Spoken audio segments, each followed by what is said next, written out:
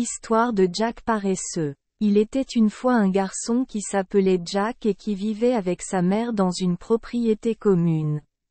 Ils étaient très pauvres et la vieille femme gagnait sa vie en filant, mais Jack était si paresseux qu'il ne faisait que se prélasser au soleil par temps chaud et s'asseoir au coin du foyer en hiver. Alors ils l'ont appelé Lazy Jack.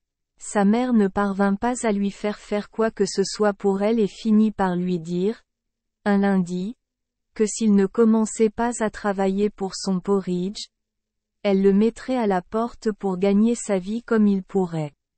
Cela réveilla Jack, et il sortit et se loua pour le lendemain chez un fermier voisin pour un sou. Mais comme il rentrait chez lui, n'ayant jamais eu d'argent auparavant, il le perdit en passant sur un ruisseau. Espèce de garçon stupide, dit sa mère, tu aurais dû le mettre dans ta poche. Je le ferai une autre fois, répondit Jack. Mercredi, Jack est ressorti et s'est engagé chez un éleveur de vaches, qui lui a donné un pot de lait pour sa journée de travail. Jack prit le pot et le mit dans la grande poche de sa veste, renversant le tout bien avant de rentrer chez lui. Cher moi, dit la vieille femme, tu aurais dû le porter sur ta tête. Je le ferai une autre fois, dit Jack.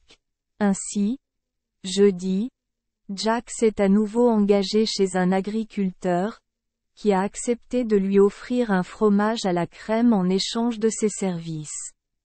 Le soir, Jack prit le fromage et rentra chez lui avec la tête. Au moment où il rentrait à la maison, le fromage était tout gâté, une partie perdue et une partie emmêlée par ses cheveux. Espèce de voyou stupide, dit sa mère, tu aurais dû le porter très soigneusement dans tes mains. Je le ferai une autre fois, répondit Jack. Vendredi, Lazy Jack sortit de nouveau et s'engagea chez un boulanger, qui ne lui donna rien d'autre pour son travail qu'un gros matou.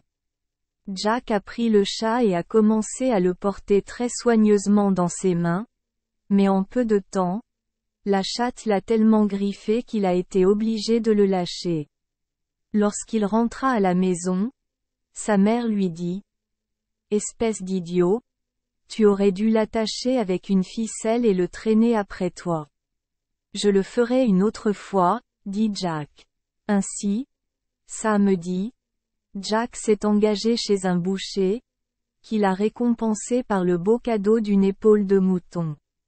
Jack prit le mouton, l'attacha à une ficelle et le traîna derrière lui dans la terre, de sorte qu'au moment où il rentra chez lui, la viande était complètement pourrie. Sa mère, cette fois, était très impatiente envers lui, car le lendemain était dimanche et elle était obligée de se contenter de choux pour son dîner. Espèce de niais hammer, dit-elle à son fils. Tu aurais dû le porter sur ton épaule. Je le ferai une autre fois, répondit Jack. Le lundi suivant, Lazy Jack revint et se loua chez un éleveur de bétail, qui lui donna un âne pour sa peine. Jack eut du mal à hisser l'âne sur ses épaules, mais il finit par y parvenir et commença à rentrer lentement chez lui avec son prix. Or, au cours de son voyage, vivait un homme riche avec sa fille unique, une belle fille, mais sourde-muette. Or, elle n'avait jamais ri de sa vie, et les médecins disaient qu'elle ne parlerait jamais tant que quelqu'un ne la ferait pas rire. Cette jeune femme regardait par la fenêtre lorsque Jack passait avec l'âne sur les épaules, les jambes en l'air, et le spectacle était si comique et étrange qu'elle éclata de rire, et a immédiatement retrouvé la parole et l'audition.